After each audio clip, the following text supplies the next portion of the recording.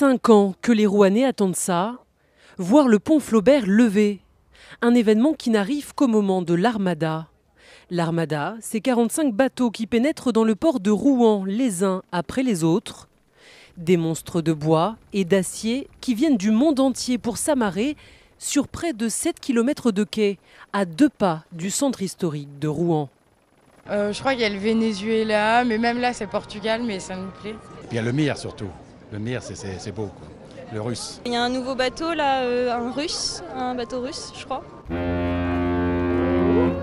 Ce bateau russe, la star de l'Armada, le voilà, c'est le Krusenstern. Celui que tout le monde attend fait une entrée prestigieuse. Il s'agit du 2e plus grand voilier du monde, un 4 mâts tellement grand qu'il passe à seulement quelques centimètres du pont. Il aurait pu ne jamais naviguer sur ces eaux. Le chenal a été creusé d'1 mètre spécialement pour l'occasion. À quai, des touristes l'accueillent en musique. C'est ici que le bâtiment russe et ses tout jeunes matelots passeront les 10 prochains jours. Dès le lendemain, le Krusenstern attire tous les regards. L'Allemagne a dû en 1946 céder cet ancien navire marchand à l'URSS pour dommages de guerre. 115 mètres de long, 50 mètres de haut et 120 apprentis matelots à la manœuvre, des élèves de la marine nationale russe. Aujourd'hui, ils bichonnent leur navire dans ses moindres recoins.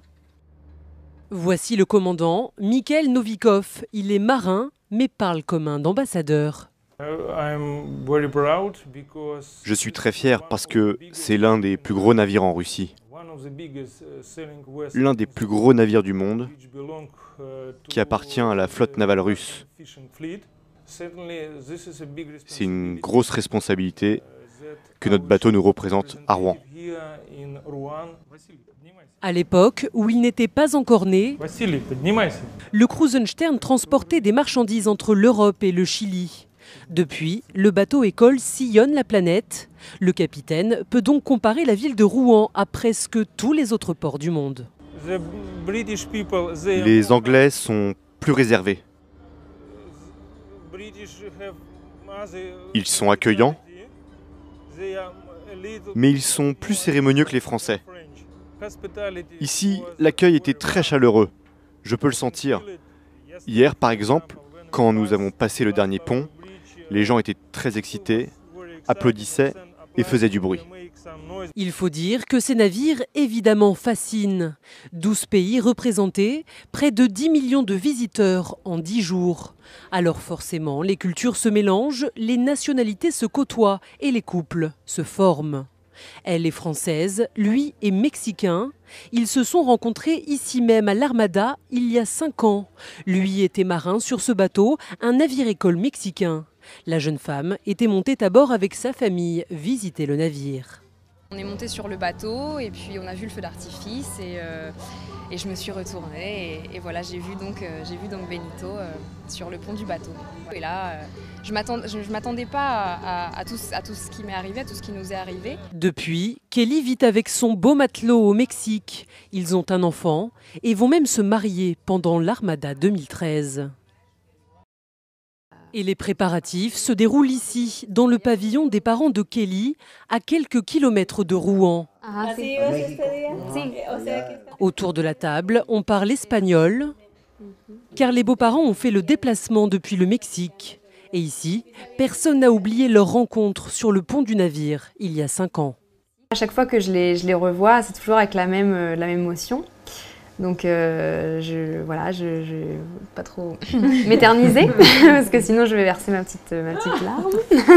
Même sa mère a compris à l'époque qu'il ne s'agissait pas d'une amourette avec un marin de passage. Je savais très bien que c'était pas une petite aventure et que c'était pas non plus la fille des marins comme on dit souvent lorsqu'il y a l'Armada. Des couples qui se forment, des belles histoires comme celle-ci. Il y en aura certainement d'autres pendant l'Armada. La fête dure 15 jours et sur les quais, les marins ont la cote auprès des Rouennaises. Oh, trop sexy! L'uniforme et tout, c'est parfait. Ils ont la langue, une autre culture à découvrir et ils ont pas mal de souvenirs à nous raconter de de leur périple.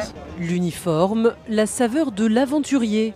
Nos marins venus du monde entier ne sont pas non plus insensibles au charme des Françaises.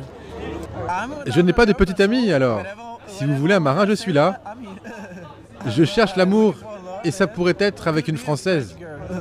De tous les côtés, ici, là, les femmes sont belles. Bien sûr, on va aller danser après avec les Françaises. Promesse tenue, chaque soir, les quais se transforment en boîte de nuit. Ici, on danse, on rigole, on boit quelques verres, le tout accompagné d'un feu d'artifice géant. De retour au large, les matelots de l'Armada risquent de se sentir un peu seuls.